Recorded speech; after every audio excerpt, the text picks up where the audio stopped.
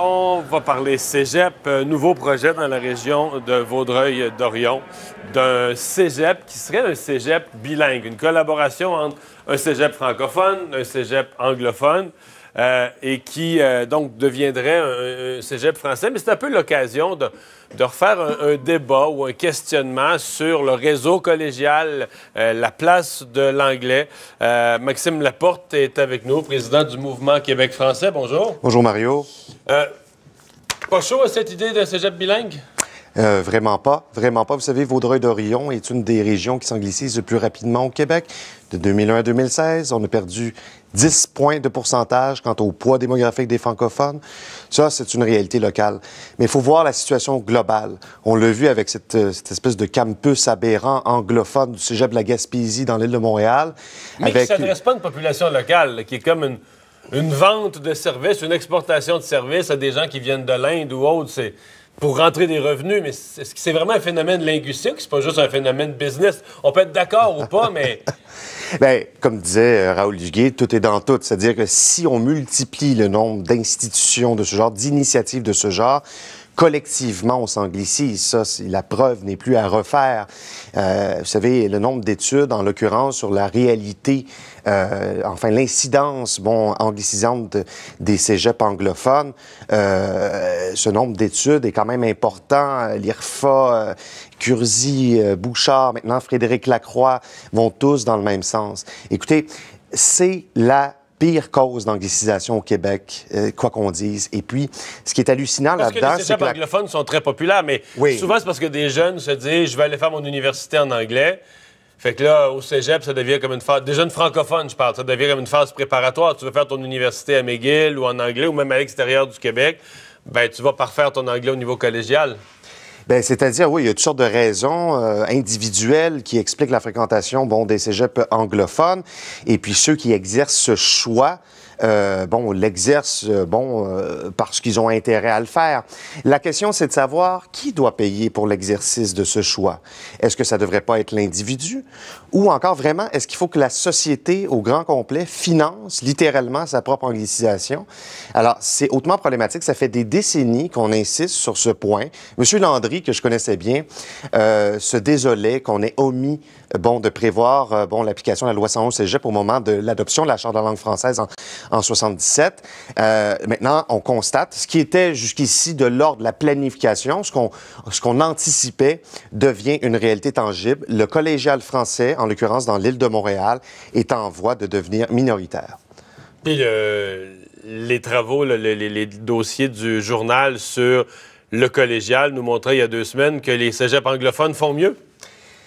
Ben, écoutez... Mais là, certains disent, c'est parce qu'ils sont tellement... Une des explications, c'est qu'ils sont tellement en demande qu'ils écrèment les meilleurs étudiants, francophones. Vous pensez ça? C'est exactement ça. Dans les cégeps anglophones, les anglophones sont minoritaires. Ce sont les francophones et les allophones qui sont majoritaires dans des institutions comme Dawson, John Abbott, etc. Alors... Encore plus Champlain sur la Rive-Sud. Et pendant ce temps-là, un cégep comme Gérald Godin perd des effectifs, ou enfin stagne au plan des effectifs. Et d'ailleurs, moi, je trouve ça aberrant que cégep Gérald Godin aille dans ce sens-là, se fasse complice, si vous voulez, de ce projet-là, qui est aberrant en tout point. Oui, projet élaboré en catimini. Ouais, le cégep Gérald Godin, moi, quand j'étais dans les jeunes libéraux, c'était une des demandes les plus grosses des jeunes de l'Ouest de Montréal qui disaient « il nous faut un cégep francophone dans l'Ouest ». Oui, tout à fait. Et Gérald Godin lui-même doit se retourner dans sa tombe parce que là, on va complètement à l'encontre de son projet. On a construit ce cégep francophone dans l'Ouest de l'île, puis maintenant, il se fait participer à un projet de cégep bilingue. Alors, c'est aberrant, là, de bout en bout. Et la classe politique, là, vous savez, oui, c'est un débat difficile. Mais écoutez, on est sur le point de rouvrir la loi 101. Là, c'est bien beau faire des beaux discours sur l'avenir de la langue française, sur la beauté de la langue française, etc. Mais la classe politique doit faire preuve de responsabilité et aborder, cette question de front.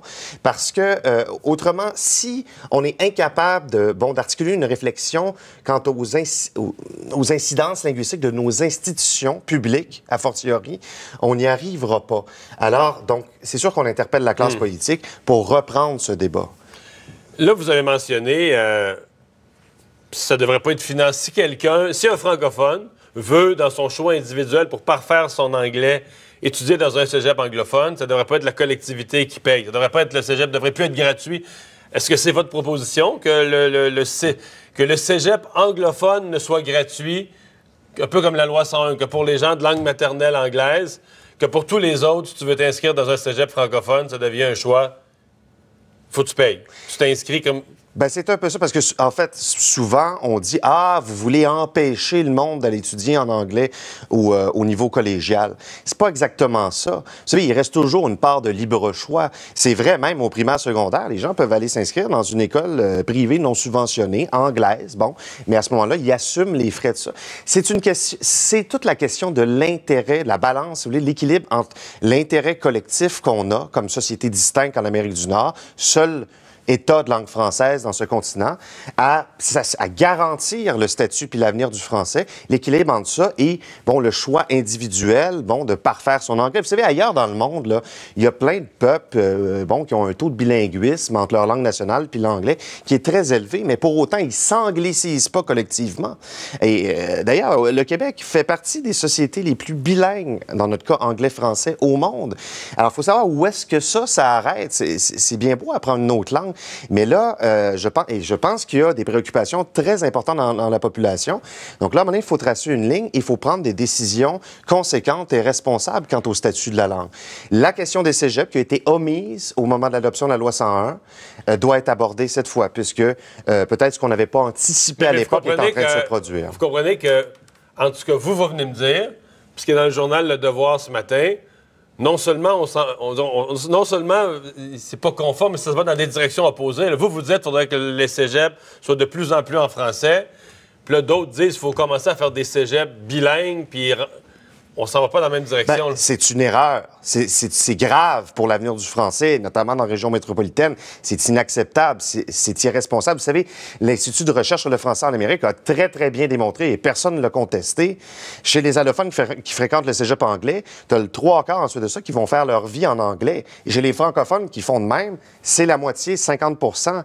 C'est une machine à angliciser. Il n'y a aucune société sérieuse à travers le monde qui finance là, à 100 % et plus, et qui surfinance des institutions publiques dans une langue qui n'est pas la langue nationale. Il va falloir se réveiller à un moment donné. Alors, bien sûr, bon, le Parti québécois a laissé tomber sa position là-dessus, mais ça, je regrette, mais c'est à cause du passage de Jean-François Lisée. Jean-François Lisée n'est pas un exemple, je regrette, en matière de langue. Vous pensez que les candidats à la direction du parti, cette fois-ci, il y en a qui vont prendre des positions plus fermes là-dessus? Ah ben, ça reste à voir, mais je m'attends, bien sûr, à ce que, bon, on approfondisse la réflexion sur ce sujet-là en particulier, bien sûr. Maxime Laporte, merci d'avoir été là. Je vous en prie.